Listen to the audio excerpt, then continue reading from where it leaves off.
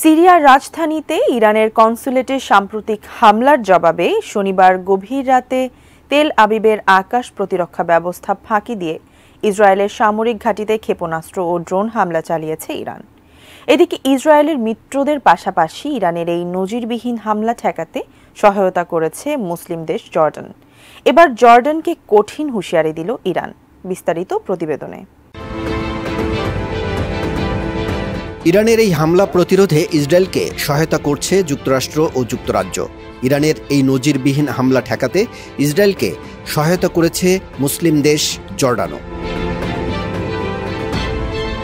আমেরিকার মিত্র এই দেশটি ইসরায়েলের দিকে উড়ন্ত কয়েক ডজন ইরানি ড্রোন গুলি করে ভূপাতিত করেছে। কয়েকটি নিরাপত্তা সূত্রের বরাত দিয়ে রোববার এই তথ্য জানিয়েছে বার্তা সংস্থা রয়টার্স ও সংবাদ মাধ্যম আল জাজিরা। সংবাদ মাধ্যমটি বলছে, উত্তর ও মধ্য জর্ডান জুড়ে ইসরায়েলের দিকে হামলা চালাতে উড়ে যাওয়া কয়েক ডজন ইরানি ড্রোন জর্ডান ভূপাতিত করেছে।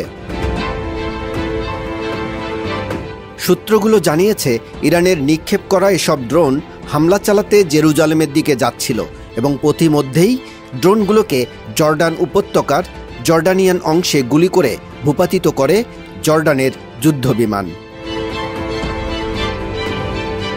ইরানের আধা সরকারি বার্তা সংস্থা ফার্স দেশটির একটি সামরিক সূত্রের বরাত দিয়ে প্রতিবেদন প্রকাশ করেছে। সেখানে বলা হয়েছে, তেহরানের প্রতিশোধমূলক হামলার সময় ইসরায়েলের সমর্থনে যে কোনো পদক্ষেপের জন্য জর্ডানকে নজরে রাখছে ইরান। হামাসের সঙ্গে ইসরায়েলের যুদ্ধ চলাকালেই তেহরানে হামলা মধ্যপ্রাচ্যে নতুন উত্তেজনা তৈরি করেছে। হামাসের সঙ্গে যুদ্ধ ইসরায়েল অব্যাহত রেখেই ইরানের সঙ্গে লড়বে কিনা এমন প্রশ্ন দেখা দিয়েছে। তবে তেল আবিব জানিয়েছে, তারা গাজায় যুদ্ধ অব্যাহত রাখবে।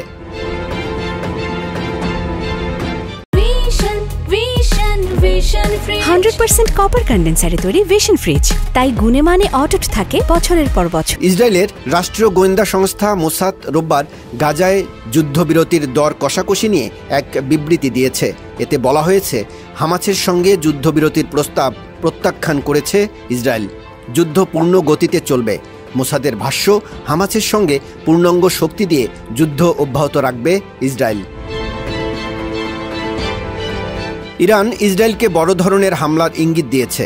ইসরায়েলি বাহিনী প্রতি উত্তরে কী করা যায় তা নিয়ে আলোচনা করছে। ইসরায়েলের প্রধানমন্ত্রী বেনিয়ামিন নেতানিয়াহু সামাজিক যোগাযোগ মাধ্যম এক্সে পোস্ট করে দৃঢ় প্রত্যয় ব্যক্ত করে বলেছেন, ইসরায়েল জয়ী হবে। আমরা প্রতিরোধ করেছি, আমরা সবাই মিলে জয়ী হব।